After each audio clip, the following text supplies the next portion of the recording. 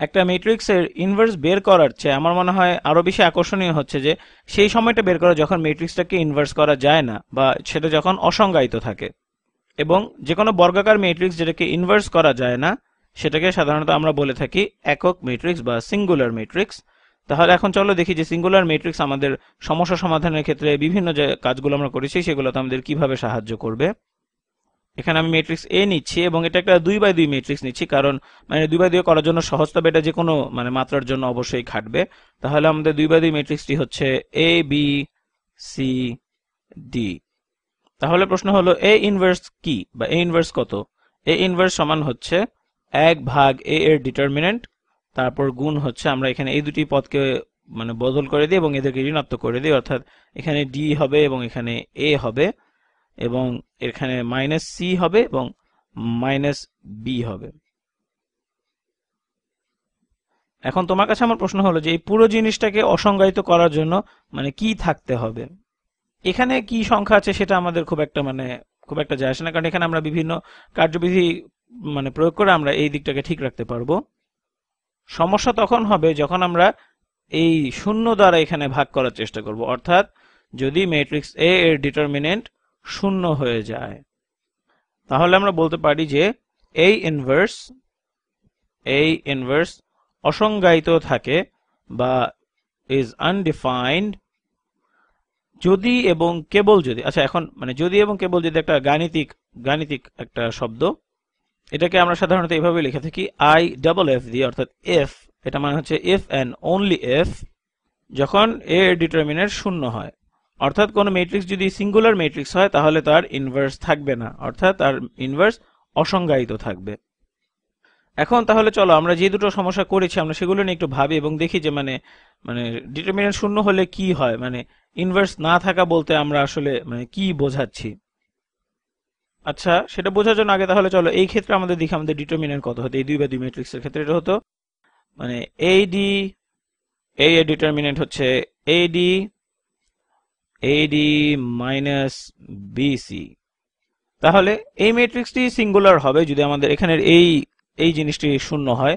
তাহলে আমরা এটাকে মানে এভাবে বলতে পারি যে, যদি আমরা এভাবে বলি যে এডি সমান হচ্ছে বিসি, অথবা আমরা এটাকে নাড়াচাড়া করতে পারি, অথবা আমরা বলতে পারি যে এ ভাগ বি সমান হচ্ছে সি ভাগ ডি।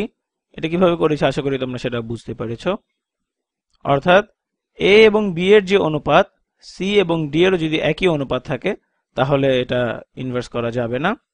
আরেকটা ভাবে আমরা বলতে পারি, আমরা যদি এটাকে এভাবে লিখি যে এ ভাগ সি, আমরা উভয় পক্ষকে সি এবং ডি দ্বারা ভাগ করে দিচ্ছি এই ক্ষেত্রে, তাহলে এ ভাগ সি সমান হচ্ছে বি ভাগ ডি। এবং মানে এখানে যে দুটো জিনিস আমরা বের করলাম এরা আসলে মানে দুটোই মানে প্রযোজ্য হয়, মানে অ্যালজেব্রা বা বীজগণিতের ক্ষেত্রে দুটোই আসলে প্রযোজ্য হয়। অর্থাৎ এখানে আমরা এ এবং সি এর যে অনুপাত সেটা যদি বি এবং ডি এর অনুপাতের সমান হয় তাহলেও আমরা মানে আমাদের ম্যাট্রিক্সটার ইনভার্স বের করতে পারবো না। তাহলে আমরা তো এটা মোটামুটি বুঝলাম। এখন চলো দেখি যে এই জিনিসটা আমাদের মানে বাস্তব সমস্যার ক্ষেত্রে কিভাবে আমাদের কাজে লাগে। তাহলে ধরো আমাদের এই ম্যাট্রিক্সটাই দেয়া আছে আমাদের কোনো সমস্যা সমাধানের ক্ষেত্রে, আমাদের যে কোনো একটা সমস্যা সমাধানের ক্ষেত্রে এই ম্যাট্রিক্সটি দেয়া আছে, তাহলে এটাকে আমরা কিভাবে লিখতে পারি। তাহলে আমরা লিখি যে matrix A B C D গুণ হচ্ছে ভেক্টর এক্স ওয়াই সমান এখানে কি হতে পারে, এখানে যে কোনো ভিন্ন দুটি সংখ্যা এখানে হতে পারে, তাহলে এটা সমান হচ্ছে ইএফ। এখন এটা যদি আমাদের কোনো মানে রৈখিক সমীকরণের সমস্যা সমাধানের ক্ষেত্রে দেয়া থাকে তাহলে আমাদের সমীকরণটা দেখতে এরকম হবে। তাহলে এটা হয়ে যাবে a গুণ x যোগ b গুণ y সমান হচ্ছে e, এবং পরেরটি হচ্ছে c গুণ x যোগ d গুণ y সমান হচ্ছে f। এবং আমরা এটা সমীকরণ বের করতে চাই, দেখতে চাই যে কোন বিন্দুতে এই রেখা দুটি ছেদ করে, সেটাই হচ্ছে আমাদের এই ভেক্টরের সমাধান। তাহলে এটা গ্রাফে আঁকার জন্য আমার মনে হয় এটাকে মানে y ঢাল হিসেবে যেভাবে আমরা প্রকাশ করি সেভাবে প্রকাশ করতে হবে, যে y সমান mx প্লাস c, সেভাবে প্রকাশ করলে আমার মনে হয় এটা করতে আমাদের সুবিধা হবে। তাহলে এটাকে আমরা এভাবে লিখতে পারি y সমান হচ্ছে মাইনাস a ভাগ b x যোগ ই ভাগ বি। এখানে আমি কয়েকটা ধাপ একবারে করেছি। আমি প্রথমে উভয় পক্ষ থেকে এ এক্স মাইনাস করেছি এবং তারপরে বি দ্বারা উভয় পক্ষকে ভাগ করে দিয়েছি। তাহলে আমরা এখানে এই জিনিসটা পাচ্ছি। এখন পরেরটাকেও যদি আমরা এভাবে প্রকাশ করতে যাই, তাহলে y সমান হবে, একইভাবে প্রকাশ করব, y সমান হবে মাইনাস সি ভাগ ডি গুণ x যোগ হচ্ছে f ভাগ y। তাহলে এখন আমরা আমাদের এই ডান পাশের সমীকরণটার দিকে লক্ষ্য করি। এটাকে আলাদা করে দিচ্ছি, একটু চিহ্নিত করে দিচ্ছি সবুজ রং দিয়ে। এই অংশটা নিয়ে চিন্তা করি। এখন এই অংশটা কি হবে যদি এই জিনিসটা সত্য হয়? তাহলে মানে এখন দেখো আমরা এখানে কি বলছিলাম যে আমরা এই সমীকরণটাকে আমরা কিভাবে সমাধান করতে পারবো? আমরা এই উভয়পক্ষে এ ইনভার্স দিয়ে গুণ করে দিব। তাহলে এখানে যদি এ ইনভার্স নাই থাকে তাহলে তো আমরা ওভাবে সমাধান করতে পারবো না। তো তখন পরিস্থিতিটা কিরকম হবে?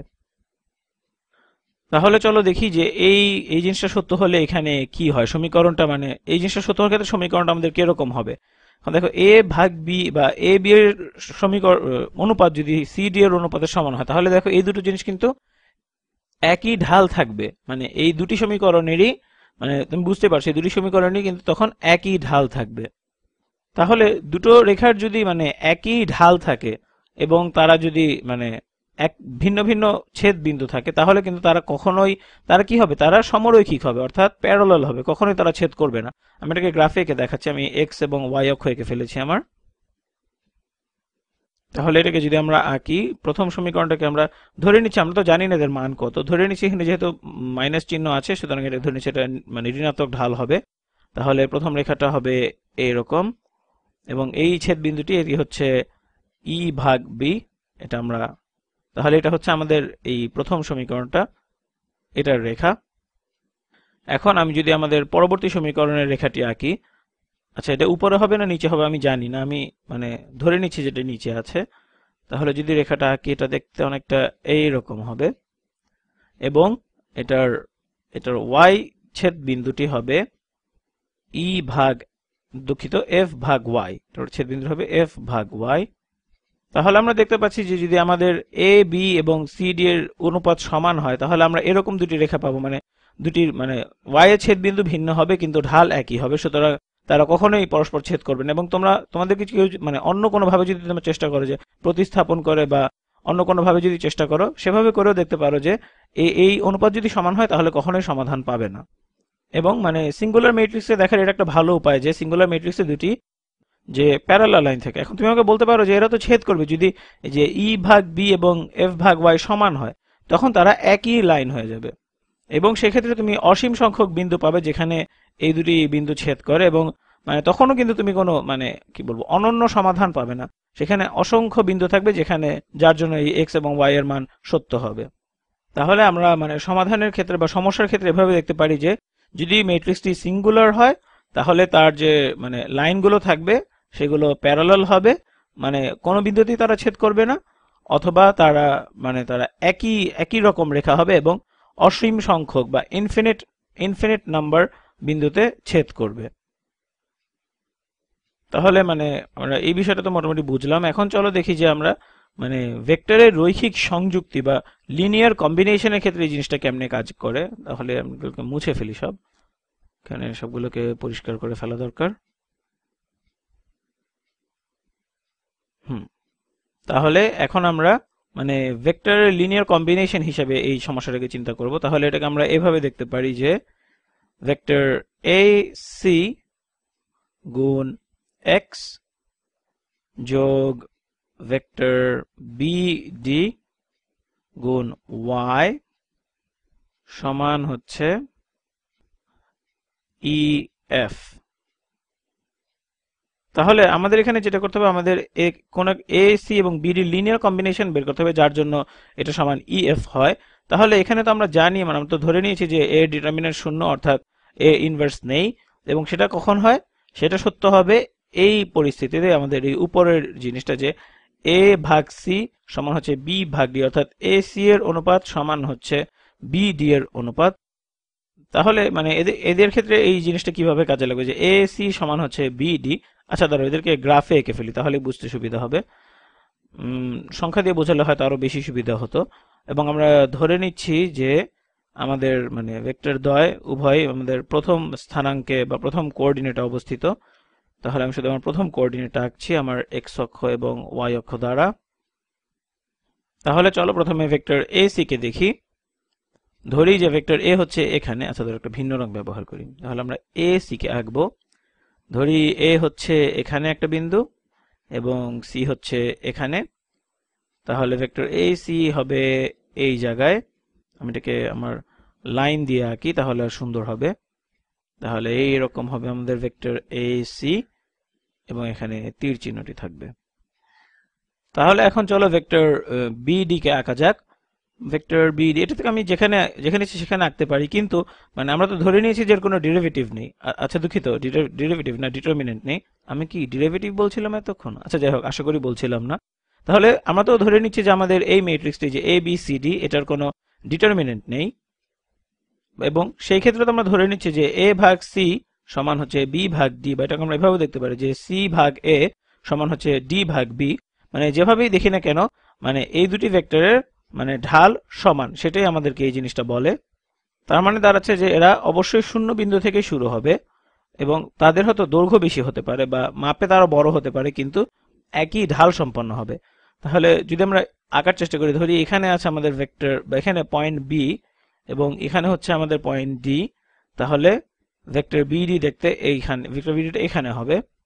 তাহলে মানে এই অনুপাত সমান হলে আমরা তো বুঝতেই পারছি যে ভেক্টরটা একই রকম হবে। তাহলে আমরা যদি ভেক্টরটাকে আঁকি তাহলে আমরা দেখব যে এই ভেক্টরটা ওই ভেক্টরটার উপর দিয়েই যাচ্ছে, বা এটাকে আমরা বলি ওভারল্যাপ করা।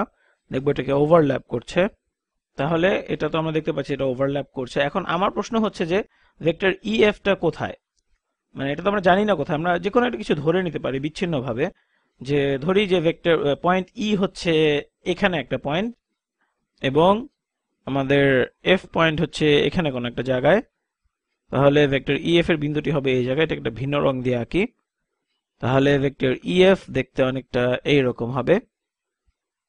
এখন তোমার কাছে আমার প্রশ্ন হলো যে এই ভেক্টরগুলো যদি এভাবে একই মানে একই রেখার উপর থাকে, তাহলে কি আমরা এমন কোনো কম্বিনেশন নিতে পারি এই দুটি ভেক্টরে যার মাধ্যমে আমরা আমাদের এই তৃতীয় ভেক্টরটি পাবো?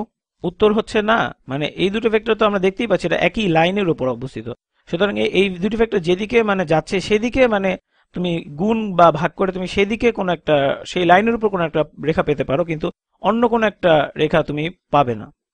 তবে মানে যদি এমন কোনো বিশেষ ক্ষেত্র আমরা চিন্তা করতে পারি যেখানে এই ভেক্টরটা আসলেই হয়তো এই রেখার উপরই অবস্থিত, মানে এদের মানে কম্বিনেশনের মাধ্যমে বা স্কেল আপ করে আমরা সেটা বের করতে পারবো, সেই ক্ষেত্রে তোমার সমাধান থাকবে। এবং মানে আচ্ছা না, একটু ভালো মতো চিন্তা করলে দেখবো যে আমরা এখানে অসীম সংখ্যক সমাধান থাকবে এক্স এবং ওয়াই এর ক্ষেত্রে। কিন্তু মানে যদি এরা মানে এই ভেক্টরটা একটু ভিন্ন দিকে হয়, ভিন্ন কোথাও থাকে অবস্থানে, তাহলে আমরা কোনোভাবেই এই দুটি ভেক্টরের মাধ্যমে ওই তৃতীয় ভেক্টরটি পাবো না। এখন মানে আমি এই জিনিসটা নিয়ে তোমাকে মানে চাই যে তুমি একটু ভাবো যে মানে একটা ভেক্টর একদিকে আছে এবং অন্য একটা ভেক্টর আমরা যেতে চাইছি, সেক্ষেত্রে কি হবে? মানে আমাদের দ্বিতীয় ভেক্টরটিকে এর একটু বাম দিকে থাকতে হবে যেন আমরা ওই দুটির কম্বিনেশনের মাধ্যমে তৃতীয় ভেক্টরটি বের করতে পারি, কিন্তু এর যদি একই দিকে থাকে তাহলে আমরা কখনোই সেটা বের করতে পারবো না। যাই হোক, আমার মনে হয় আমি একই জিনিস বারবার বারবার বোঝাচ্ছি।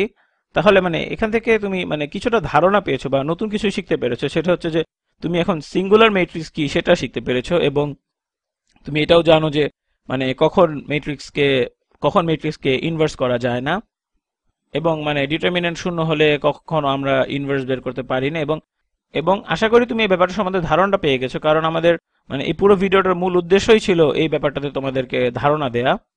অর্থাৎ ভেক্টরের ক্ষেত্রে যখন আমরা এটা চিন্তা করব, দুটি ভেক্টরের মাধ্যমে আমরা তৃতীয় ভেক্টরটি পাবো না, এবং মানে এমন হতে পারে যে অসীম সংখ্যক সমাধান থাকবে, এবং মানে লাইনের ছেদবিন্দু হিসেবে চিন্তা করলে তারা হয় প্যারালাল হবে অথবা তাদের অসীম সংখ্যক ছেদবিন্দু থাকবে, এবং এটা হবে যখন ডিটারমিনেন্ট শূন্য হয়। যাই হোক, পরবর্তী ভিডিওতে দেখা হবে।